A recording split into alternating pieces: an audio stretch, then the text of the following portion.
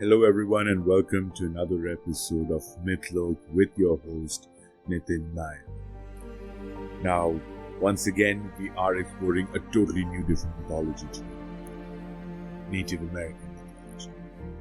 Now, when we speak about Native American mythology or American mythology in general, our focus tends to be confined to the Native Americans, all who were completely misrepresented as Red Indians or Indians in recent history, and we focus only on the various tribes that were part of the Native Americans and their culture and their traditions. But Native American mythology extends far beyond the borders of the US and can be looked at or can be found in cultures and tribes that are part of Canada. And one of these very important tribes who have their own mythology and their own set of gods which they worshipped at one point of time are the Inuits. Inuit is the right term to address or classify the people whom we earlier very wrongly used to address as Eskimos. So the Inuits are people who actually live and survive in the extreme temperatures that is now Canada and certain regions of northern Greenland. When we talk about Inuit mythology, they had their own system of amazing gods, animals, creatures, and hybrids that were very relevant to who they were. Imagine living in one of the most inhospitable places on earth and still building out an amazing set of folklore, tales, mythology, and a full-fledged religion, despite being subjected to some of the most harshest kinds of weather that you can imagine. Now, Inuit mythology has some amazing characters, and one that really caught my attention was the Adlet. Now, the Adlet are a type of wolf-like creature that's based on Inuit myths. It is believed that a woman and a giant dog were responsible for the birth of the children. Now, according to the myth, the woman gave birth to 10 children, 5 were proper dogs, and the 5 were Adlet. The Adlet bore the lower halves of a dog's body and the upper half of a man's body. 5 of them managed to cross the Arctic and the Atlantic, and the other 5, which stayed with their mother, became ferocious canine hominids. The half dog or the half wolf and half man myth is something that is quite common in European mythology and even in some parts of Southeast Asian mythology. The first thing that comes to mind is the werewolf. But the werewolf is not technically a half man and a half wolf, because it's a man who actually transforms into a wolf rather than having consistent and constant physical traits of a human being.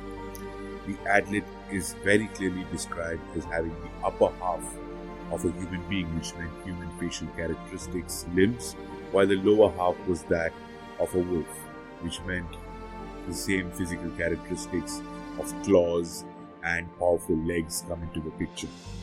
When we look at the family of, or the actual history or the story behind how the Adlet came into being, Niviasiang was a daughter of Savekong. She refused to marry anyone and becomes known as Unigumisitu, or she who doesn't take a husband. Instead, she marries a dog named Iakang with white and red spots. Now, this is where the story of the Adlet actually begins. There is a woman who refuses to marry, but then finally, under pressure from her parents and society, finally marries a dog with white and red spots, which was unique. Now, imagine a dog with white and red spots in the Arctic environment. It's very rare and almost impossible to find. Iakang. Iakang doesn't go hunting. Savekong, the father, must provide for the household and decides to move the family to a small island to get some respite from the noisy household that it had become with the birth of all the children. And he instructs the father to come and get meat daily from the mainland. Naviasang hangs a pair of boots around Iakang's neck and he swims ashore. But Savekong, instead of giving him meat, puts stones in the boots and Iakang drowns. Naviasang is angered by her father's behavior, obviously because he just killed her husband, and instructs her children to attack her father. Savekong somehow manages to escape the attack from the children barely, and actually tries to make amends with his daughter and decides to approach her and bring them all back to the main house. But on the return journey in the boat, Savirkong chops off her fingers when she was actually holding on to the side of the boat to prevent herself from being drowned. Now these fingers which were cut fell into the water or the ocean and turned into whales and seals. That explains the creation story behind the orca whales and the different types of whales that are common, and also the huge number of seals that are present in that area. Nivarsang is afraid that her father would kill the Adlet. She sends them inland and they become the Europeans' ancestors. This is where the connection of the Adlet and the werewolf tend to slowly show signs of merging, and we can actually see how the European concept of a werewolf came into being from the fact that the Adlet mythology or the Inuit mythology mentions that the Adlet had actually moved into Europe and had become their ancestors. Now, a proposed etymology shows that the Adlet could come from the word ad, which means those below, or it could stem from the term Adlet, which could mean the striped ones, referring to the other Native Americans, and was something that the Inuit themselves were guilty of using as a derogatory term. Atlet could also mean others, and all these different words have been attributed to why the Adlet are named so. Now, the Adlet are a race of creatures native to Greenland and the Hudson Bay. In terms of their physical abilities, they are known to run quickly and often known to get into conflict with man, resulting in loss of the Adlet.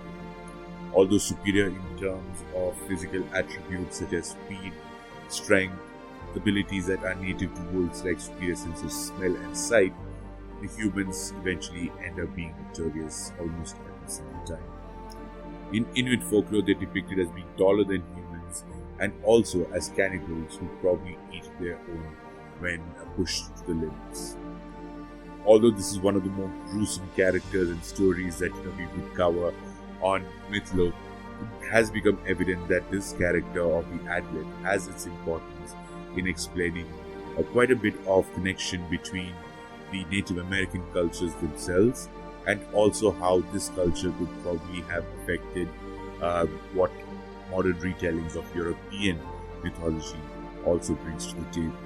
We will be exploring a lot more Inuit characters and gods and spirits as we go along, and also other Native American mythologies like the Cherokee, the Hopi, the Navajo, and the Apache as well. So stay tuned to the Mythlok. This is your host Nitin Nair signing off, reminding you once again that Mythlok is the home of mythology.